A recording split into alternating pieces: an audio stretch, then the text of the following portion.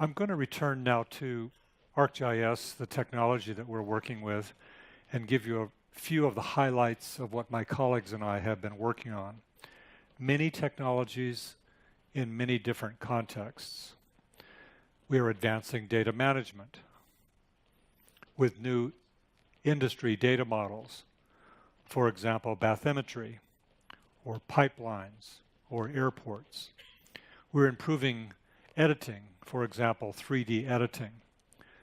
We're extending support for geodatabase into environments, for example, like SAP's HANA database, and also can now support unstructured data.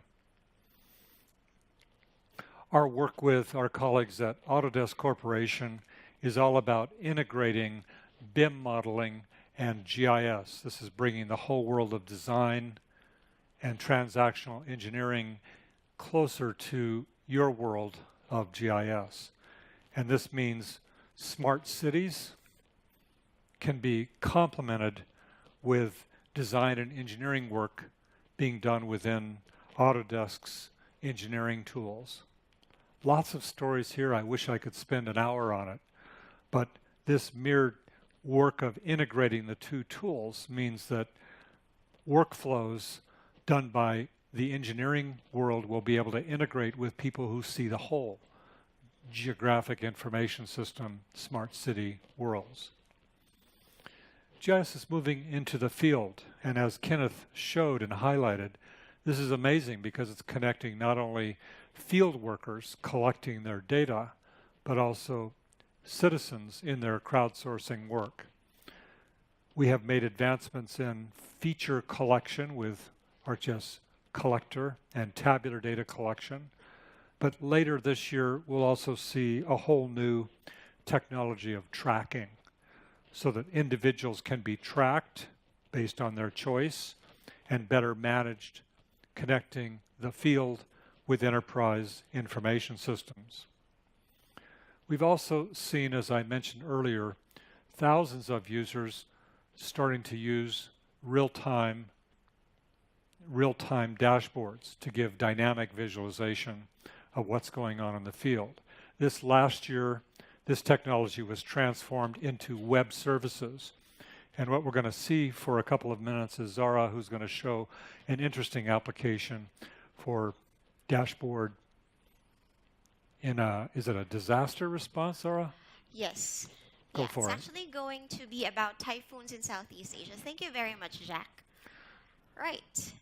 So let's just wait for my dashboard to be up and running. It's great to see all of you guys today. So this is by far the greatest number that we have in terms of delegates, and it's very nice to hear that there are just people coming from different areas of the world, not just within Singapore, but in Southeast Asia and even in other countries. So for this morning's demonstration on operations dashboard, what I'm going to showcase is disaster mitigation and disaster monitoring regarding historical typhoons in Southeast Asia and much recently Eastern Asia as well. So I can safely say that the past months, even the past days, have literally been stormy. Maybe not in Singapore, but in our neighboring countries such as the Philippines, Hong Kong, Taiwan, even in Japan, they've been recently battling Typhoon Mangkhut.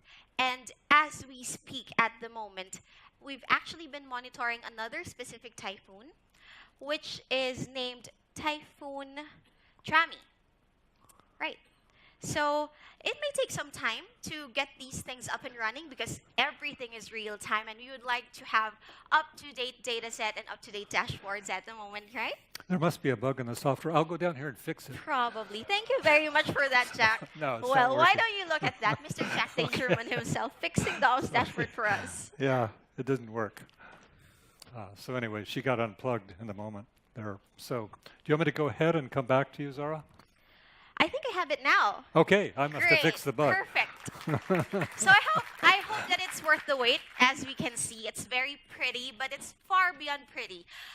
What I find beautiful about operations dashboard is that within a single look, you can provide as much information as you want, and you can target specific attention details into different widgets that you would like to add within your platform.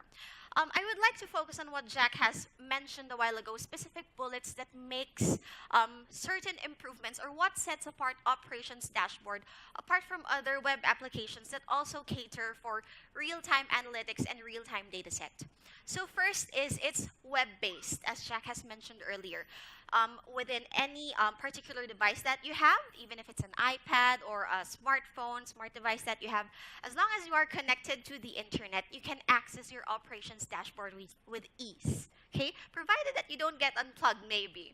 Number two is it's improved performance, and we add as much widgets as we can. We customize widgets depending on the different APIs that the developer community has been working on. And what I would like to drive and showcase within this particular demo is, if you can see, I am centered in Southeast Asia, which I have just mentioned earlier.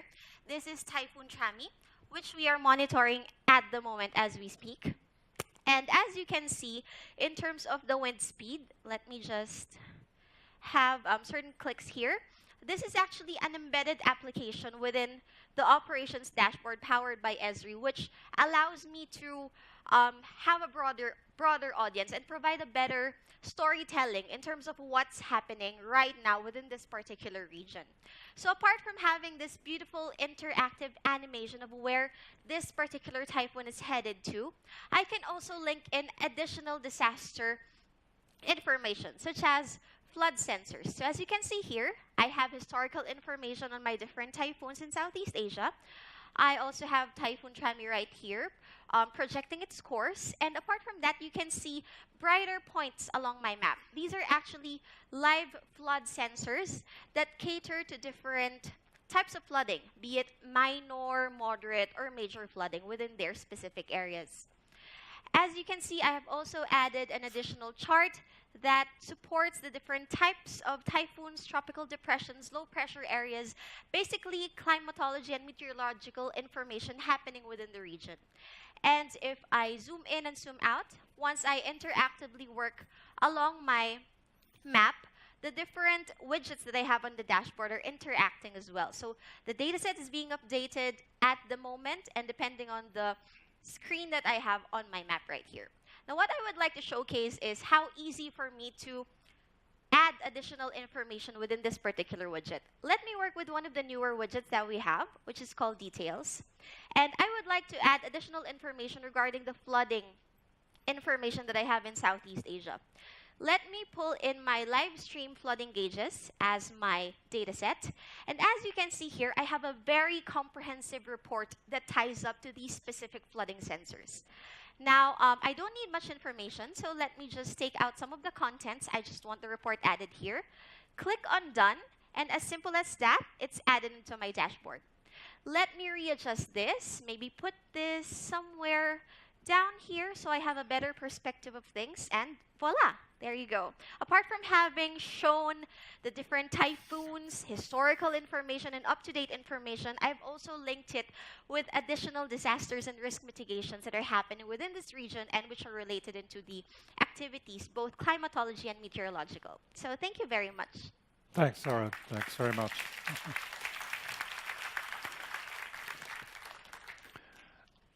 How many of you have given live demos before? My heart goes out to you, Zahra. Great job of ad-libbing. Perfect. What we're talking about are improvements in the ArcGIS platform. This operations dashboard is a new capability using the web to be able to generate dashboards that go everywhere. Another increasingly interesting capability is smart mapping.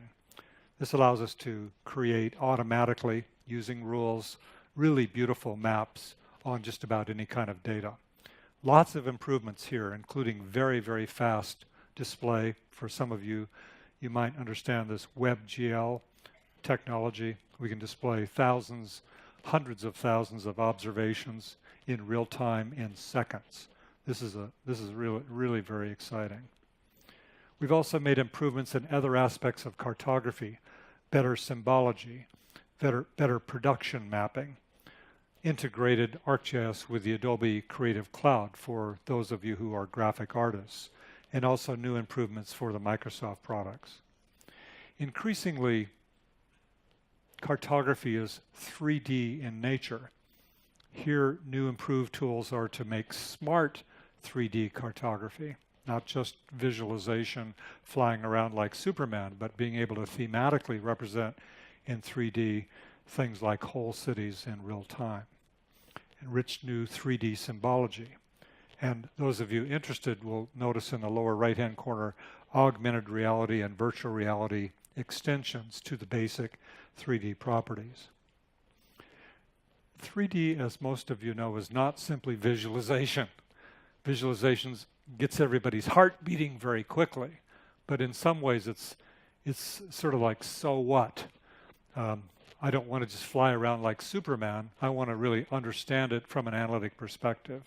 And so in this data model of ArcGIS are rich tools that allow us to do 3D viewsheds, 3D measurements. Most recently, the ability to do stereo displays. For some of you, that'll be extremely important in feature extraction. And this year, we're working heavily on going underground using support for voxels and 3D fencing. More about that in a few minutes. 3D for ArcGIS isn't just one app. It's apps in the browser, it's apps in as a plugin, it's apps in Pro, and it's apps in something called the Scene Viewer, all of which are running off of the same geodatabases. In the analytics space, a companion to visualization itself, there are over 1,200 tools now for advanced geoprocessing and analytics. This year we added more space-time analysis, particularly in the statistical arena, new tools for charting, more powerful raster analytics, and new tools for geoprocessing, which parallelized geoprocessing. So to stay current with very large data sets, massive engineering has had to happen underneath the covers to be able to say we're dealing with 1 billion features, not simply a few 100,000 features, and see it as visualization expressions is important. Now, as part of our work, we've also been working on the whole world of machine learning and artificial intelligence. Anybody working on this here in the room? Anybody interested in this room? That's interesting. Inside of ArcGIS Pro, for a number of years, have been advanced machine learning tools. For most of you, you didn't really know that. Tools like prediction, such as classification and regression and interpolation, are just embedded in the actual geoprocessing tool sets.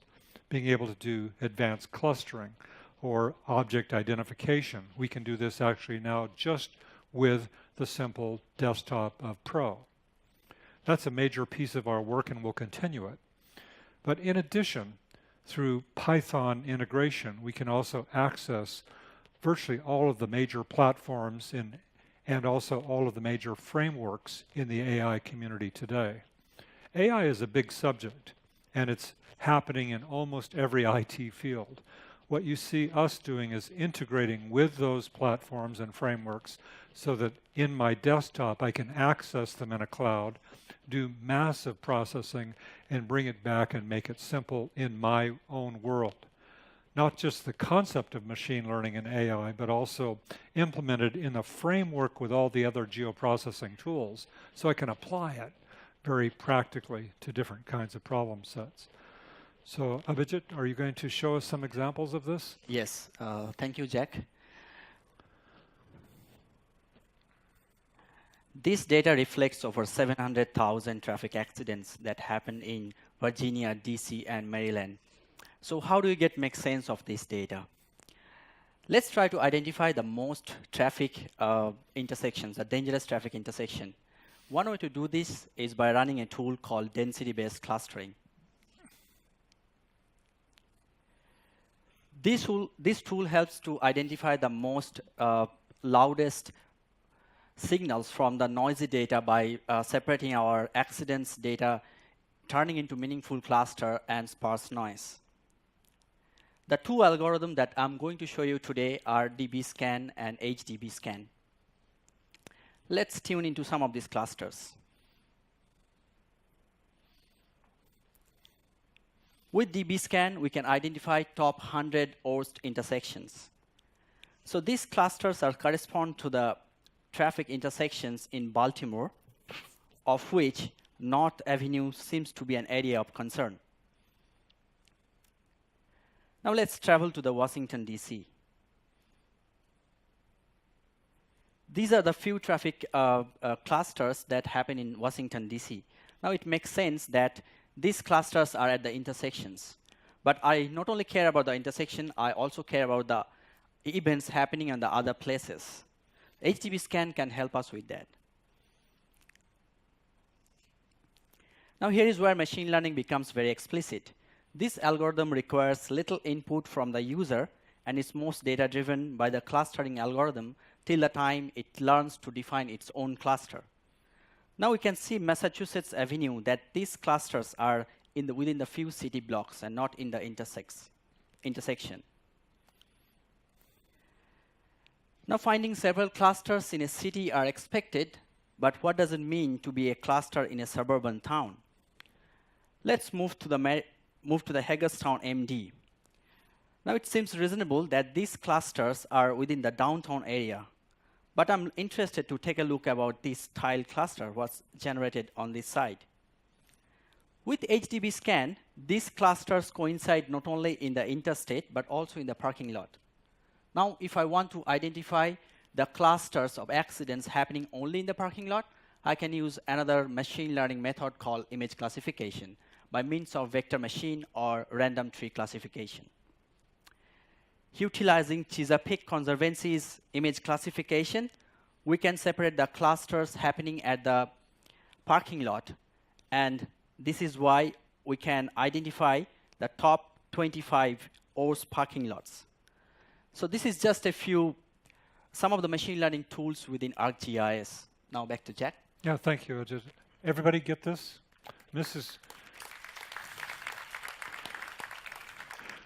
What Abhijit is trying to do is predict so that he can better understand, so that corrective measures might be able to be taken on certain intersections or particular intersections within parking lots. This is relevant, of course, to traffic, but it's relevant to almost everything else that we do. So keep it in mind that while you may not be very interested in it yet, AI and machine learning are in your future. If you're doing advanced analytics, this will enrich your ability to tell stories. We continue working in the field of image processing. This is being able to read in sensors from satellites or drones or aircraft, being able to do dynamic analytics of those and visualizations of those, and many, many, many new tools. As the orange boxes illustrate, we have extended the ArcGIS Enterprise Server with advanced image tools, and also extended the desktop with the same kind of tools that are common within advanced image processing workstations. This means that as part of the GIS infrastructure, we can do amazing things. Also, some of you are interested in real-time. The real-time capabilities of ArcGIS are supported in something called the Geo Event Server. This allows us to deal with not only thousands of events per second on a map, but in this last year or so, we've enormously increased the ability to support not 5,000, not 10,000, but up to 50,000 observations a second with streaming information. And in the next year, you'll see that go up to almost 1 million observations a second. Why is this interesting? Because in a smart city context, we need to observe everything going on. That's the world that we're moving into, is being able to measure and analyze as well as visualize virtually everything that moves and changes. At the other end of the scale, from very advanced analytics and very advanced real-time operations work, is a new tool called Insights. Insights is a spatial BI tool that allows us to drag and drop, very simply, information and see it with different charts and graphs. Now, I can talk a lot about this particular product, but it's better to actually see it. So Abhijit is going to show us that end of the scale. Thank you, Jack. So Insights for ArcGIS allows all members in your organization to use the power of geography and relationship to analyze and explore the data sets. Let's take a look at how some of the real estate agents have used Insights to answer questions and discover complex relationship in their data. So as a real estate agent, I'm analyzing HDB resale dataset downloaded from the Open Data portal. And for one of my customers, I want to find a reasonably cheaper 4-bedroom flat in Sengkang neighborhood, maybe 5 minutes walking distance from any MRT or LRT on that neighborhood. So Insights workbook like this one are the documents that store all of your pages and cards, and that's where you view your tables, your maps, your charts. Here I could understand the location context of the pricing intensity by unit. So my study area is Punggol and Serangoon area. And on the second card, I can see the tables. And on the third card, I can see the bubble chart. Looking at this chart, I can clearly say that 4-bedroom flat is quite popular in that particular region. I can click on that 4-bedroom flat to filter it out on the other cards as well.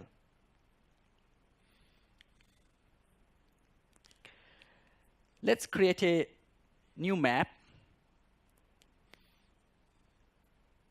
and quickly create a heat map to identify how is it distributed. You can zoom in to get better picture, but that's not the point. Actually, I'm looking for Sengkang area only. So what I do, I just go ahead and apply filter on my town so that the data will be reflecting only on the Sengkang area and not the whole Punggol and Hougang area as well. Please notice that other cards are also reflecting. Next, to identify the pricing characteristics based on the flat type, story range, and the price, I can quickly create a heat chart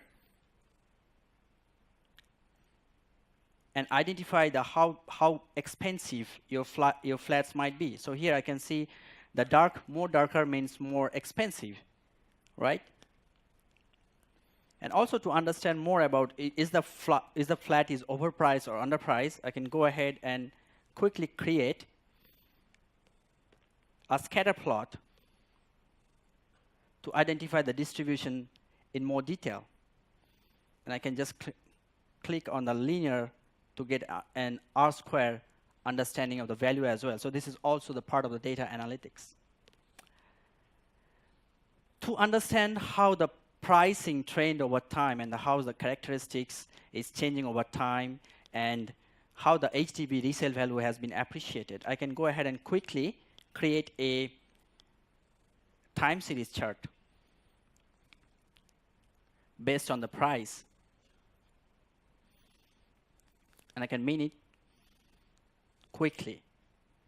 So what I was looking for to find a 4-bedroom flat, reasonably cheaper price. So looks like this box, it will give me more answer about it. So I can click on that box, and you notice that this scatter plot is also filtered out. So I can click quite reasonably here on any particular point, and I can advise my customer that, hey, you can go ahead and look for 311 Anchorville, this particular block, to get a 4-bedroom cheaper flat. But how do I know the location? So from my organization, I just go ahead and bring my train station data, and I can quickly create a spatial analytics to find how far will be the 5 minutes walking distance from that train station.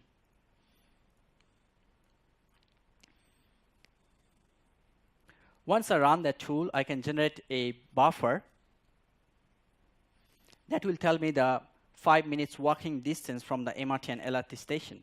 So looking at that particular block, it looks like quite reasonable. I can just walk, and it's a really good choice, and customer has accepted it. Once I do this analysis, I can go ahead and share this page in my organization so that other people can see in my organization so that they can go ahead and explore. Or else I can come back to any point of time here, because everything, every step you do in Insights is being documented at the back. So Insights is designed to be used in all of your rich spatial and non-spatial data to help your organization answer questions and make new discoveries. Thank you. Thanks, Abhijit. Yeah, that's really good. Thank you. From my perspective, I see this technology as having two roles. One is to introduce the concepts of geospatial thinking and analytics to a much broader audience. You can see how it's easy enough for almost anybody to pick it up using drag and drop. But the other one I want you to pay attention to, which is the idea of spatial data exploration. What he was doing is exploring his data, not necessarily with an agenda. So checking this, checking that, making charts, trying to discover something, create a kind of understanding that he did not have before. Now, Insight is an application, and it's right out of the box. We can begin to use it right away. But for many of you, you want to build your own application. There are two basic tools for doing it. One is the Web App Builder for HTML5, JavaScript kind of development. And the Web App Builder has literally hundreds and hundreds of thousands of apps just in the last 6 months that have been built. The other one is for native devices. And here, App Studio allows us to build an app, again, in minutes to hours without any programming skills, and then deploy it. While these app builders are valuable, Esri also supports a whole family of 4 basic technologies for developers. And they allow us to extend and create whole new unique environments with ArcGIS. The first one is the Python API working on the server. The second one is to extend the Desktop Pro with a unique SDK, and here's where ArcPy really comes in. The third is the JavaScript API, which is emerging as one of the most interesting of our technologies for app construction. And finally, a component of ArcGIS called Runtime, which can be embedded on devices for wide-scale deployment. I want to drill into 2 of these specifically. The first one is the JavaScript API. The JavaScript API is best thought of as a kind of software library that can live inside of a browser. So think about this for a minute. It's a software library of geoprocessing stuff that allows us to do browser-based or client-side mapping and geoprocessing. Look at these examples. In a browser, I can access data and do rendering, or do things like 3D analytics, or do 3D in any device without a thick client or even a plugin. The second developer technology that's worth noting is the Python scripting.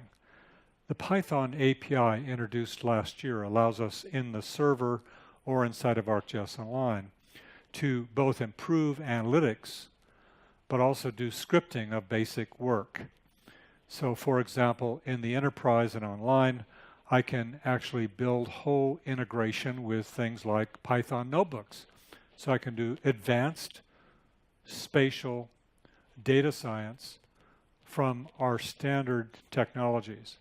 And opening up with Python, the ArcGIS platform, has meant that I can leverage many other open source technologies like R, for example, or the whole ecosystem of open source tools for advanced work. ArcPy inside of the desktop environment also allows us to do similar sorts of scripting and analytics. And for a small part of this room, you'll be very interested to know that ArcGIS is open and interoperable because your jobs are sometimes to integrate with other things. And well, I guess if I asked you, what do you mean by open and interoperable, I'd get probably 50 different definitions.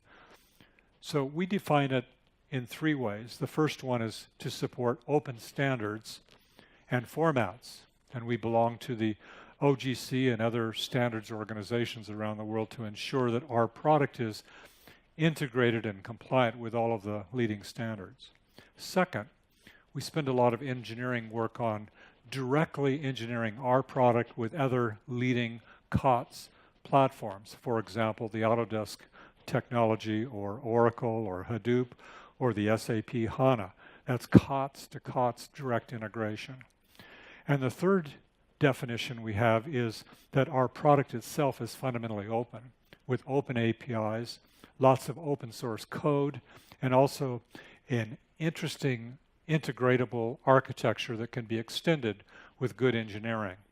This particularly is the most valuable thing that allows integration of our products with others. And the evidence that this 3-pronged strategy works is characterized by the thousands and thousands of complex enterprise systems where we're working well. I'll finalize the discussion about technology by describing the basic product components.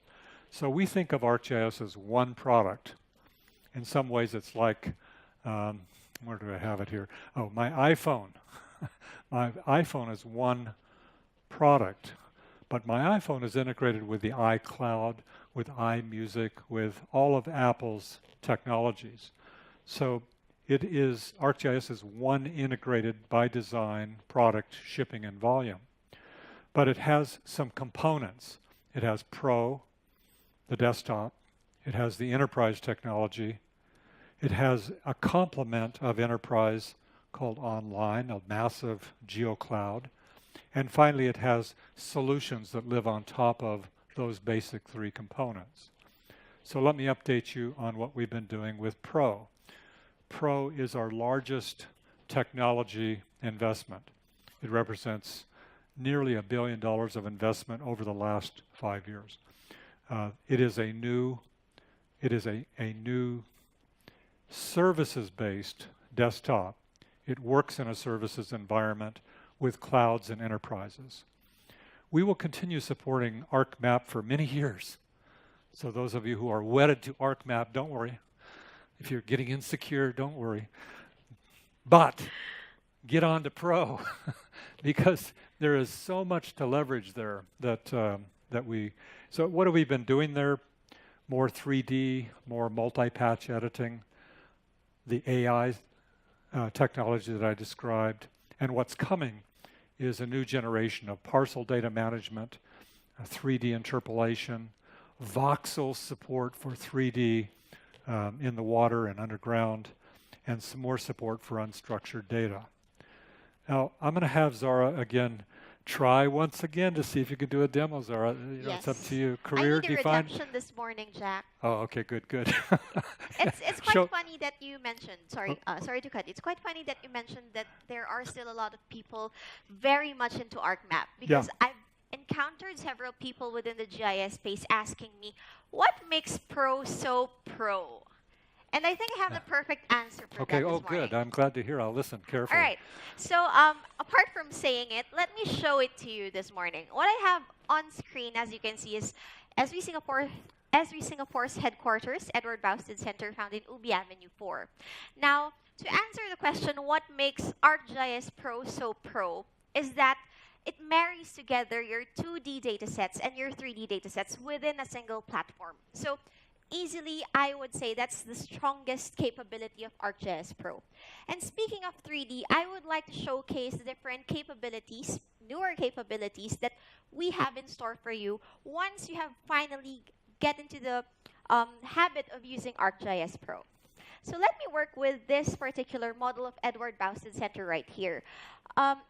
as you can see, it's very much structural, even architectural in nature. That is because it's actually a Revit file that I have geo-referenced, and I'm just using the Esri base map, imagery base map that I have since I'm signed in my ArcGIS Online account right here. So Zahra, did you convert the data from Revit into the ArcGIS format? Yes, I did. So if you can see here, I've actually defined its projection and geo-referenced it so that it aligns seamlessly on the map. So you did a conversion of the data? I did a conversion. So let me just zoom into a better view so we can see much more of the building and maybe the areas around it. But I would like to just showcase the building this moment because I'm going to do something with it. I was giving her a loaded question. She was supposed to say, no, I didn't convert the data. I'm reading the Revit data directly. I did, but we do Anyway, have to make what some can I do? adjustments here and there, Jack. You would have to understand that. Okay, I So would.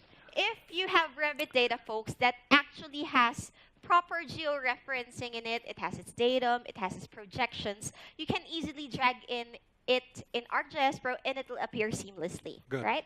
But Good here answer. and there, you don't have the Very perfect... good answer. Yeah. You don't have the perfect base every time. So that's Yeah. why you would have to perform some adjustments here and there. Georeferencing of the information. Exactly. I got it. So let's proceed to 3D now. I would like to showcase one of the newer tools within exploratory analysis. So exploratory analysis may be new to everybody since what Jack has mentioned, 3D is very much visual in all platforms. But let's see and work with this particular tool called the slice tool. What I find really interesting with this is you can actually apply it in real life settings. Say, for example, I'm going to look at it in a planner's perspective. Maybe develop urban sites, redevelopment of infrastructures within Singapore. And before I demolish or before I move into a different office for Esri Singapore, I would like to maybe slice into and get into the architectural details of this particular Revit model without having to turn on and off the different layers that I have. I can make use of this slice exploratory analysis tool. And let's just go ahead and use interactive volume. I will be choosing box, and very easily, I'll just create a box that encompasses most of the building, and by simply clicking it, I can immediately have a seamless view of what's inside. By readjusting this box, I can have a better view, and I can even record this, save it as an animation, and then maybe add it in your story maps for presentation purposes. So as you can see, I can seamlessly run through the box and see each and every particular layer, each and every floor, along with the furnitures, architectural designs, plumbing, and piping that I have within this particular area that I am slicing through. And I think that's really cool. What about you guys? Yeah. Great.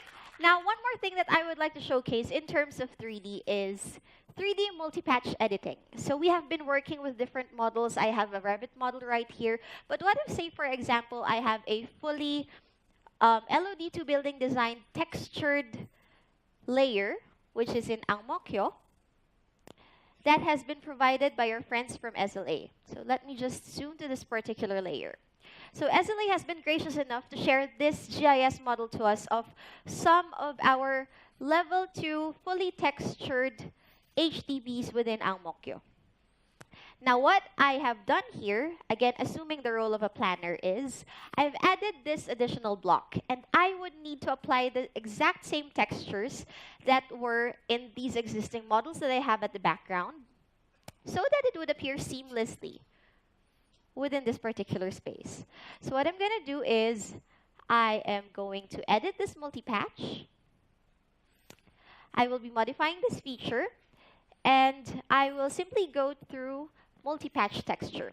So by texturing, you can simply take photos with your iPhones, your Samsung devices, or any smartphone that you have, as long as it's high resolution, and you can actually paste that particular photo of the texture that you have on your own GIS models in ArcGIS Pro.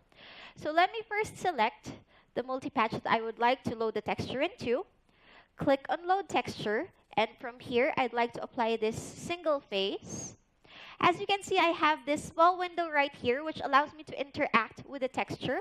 I can pan around, zoom in and zoom out so that it'll better fit the particular building that I have right here. So I can do a test, perform additional zooming in and zooming out to see if it matches the height of my HDB block. And by simply clicking on apply, I already have that face within the multi-patch. Good. Thank Great. you. Thank you, Zahra. Thank you very much. There's going to be some workshops on Pro. I really want you to take them and get to know it a little bit better.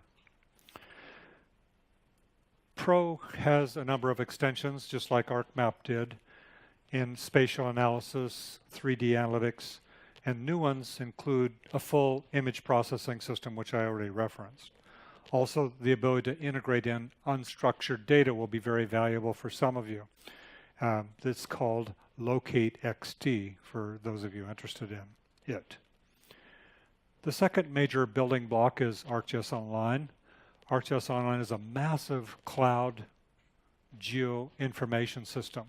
It has over 5.5 million users who are using this environment every day, making billions of maps every day on issues all around the world. Most people use this connected with their enterprise implementation or with their pro work. You can glance through the new things that have been added in the last year and some of the new ones that are coming.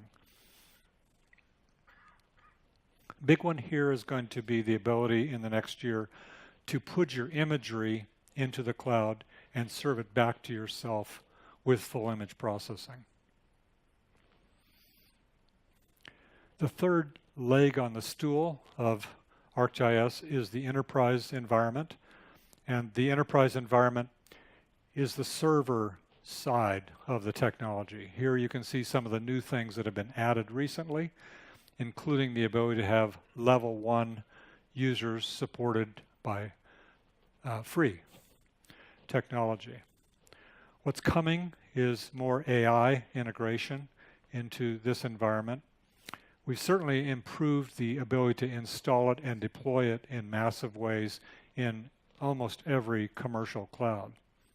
Ajit's going to show us just a little bit of new tool called Sites. You want to describe Sites, Ajit? This is a beautiful ArcGIS enterprise site. I mean, is it beautiful? Yes. Yeah. But it's just a simulation because the real one is kept secure.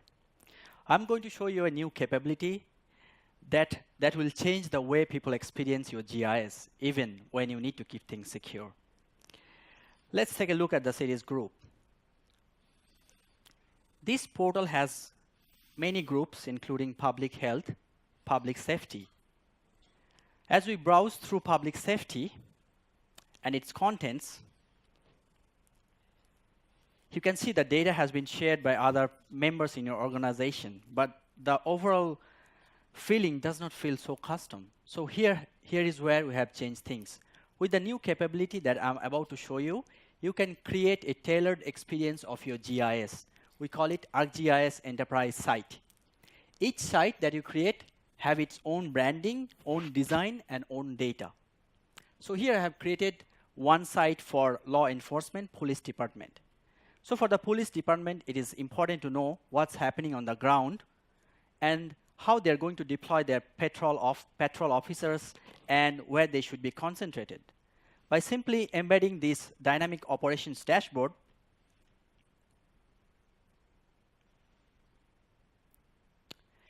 and this crime analysis web map,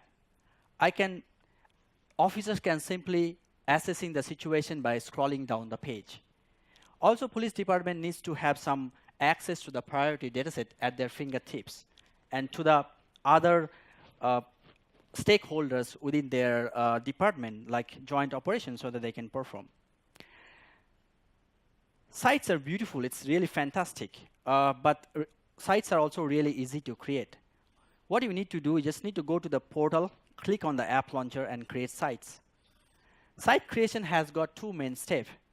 Number one step is you need to provide some basic information. Here I'm going to create one for the emergency management.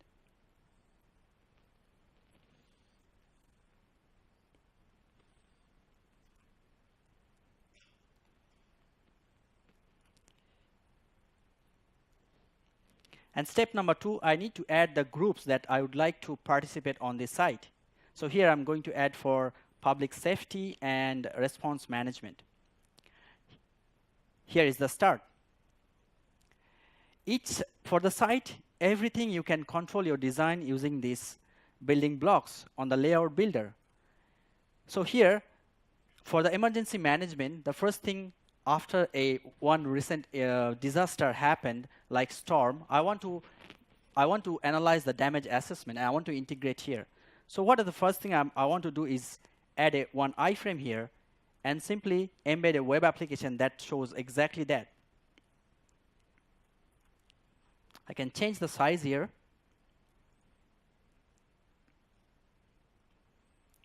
And quickly embed one web application in my site.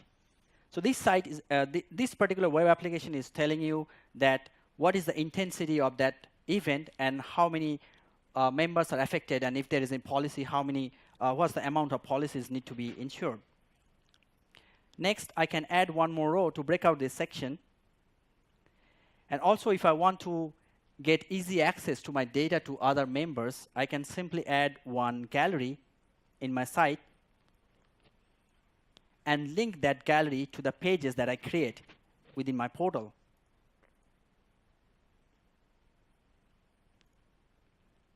I save this one and view the site. That's good. So here is your site, and I didn't write a single line of code, and my application is ready. Thank you. That's good. Back to Jack. This might have gone over the heads of some of you. Let me try to explain it differently. How many of you have an enterprise server? About a third of you. If you have an enterprise server, sometimes people around the different organization find it too difficult. So what he's built here is a application called Sites, where you can take your one enterprise server and make it very relevant for the police, and then redo it and make another site which is very relevant for fire, and then redo it and make another experience view and redo it and make it relevant for planners. So don't miss this technology. It's a way to simplify access to your core data holdings across your organization. It's going to open up for a whole nother user community your world. Now behind Sites is basically the enterprise technology. And it's a portal. It has the basic GIS server. And then it has these extensions for imagery, for Geo Event or real-time, or for geoanalytics. And we have been working on all these components. I'd particularly like you to notice the monitor application, which allows tuning of these architectures for very high performance usage. The other thing I'd like you to notice is that these servers can be multiple, and I can connect them. So ArcGIS enables distributed collaboration between and among a whole bunch of servers. Let's take Singapore, for example. We have this agency and this agency and this agency. They're stood up really important and valuable servers, 2D and 3D. They can be orchestrated by allowing automatic replication of the content and services pointers from one server to another. So let's take, for example, this idea of an SDI among different agencies within Singapore. I can replicate the catalog or the pointers of items in one server in another's portal. You get how this works? The diagram is meant to really represent the idea that I can create a system of systems which bring together all of Singapore in a services environment. This doesn't mean I'm copying the data into one data bank, the old style. It means I'm copying the pointers to distributed data in various places. This will allow the integration, a kind of SDI integration, sharing of work between and among the different agencies. Very important little detail that's hidden in many ways inside of the basic server architecture. Lastly, I'll say that ArcGIS includes solutions. What are solutions? Solutions are a library of hundreds and hundreds of open-sourced technologies that are configurations of our basic platform. Solutions for land management, for parks and recreation, for forest management, for traffic, emergency management, and so on. These are free and able to be downloaded and configured to your own environment. They will save you a lot of money and a lot of time. Pay attention to this one. I spend millions and millions of dollars every year building these solutions and making them available to our partners. And these solutions can be configured into complete systems for water or for crime analysis, or you choose how to do it.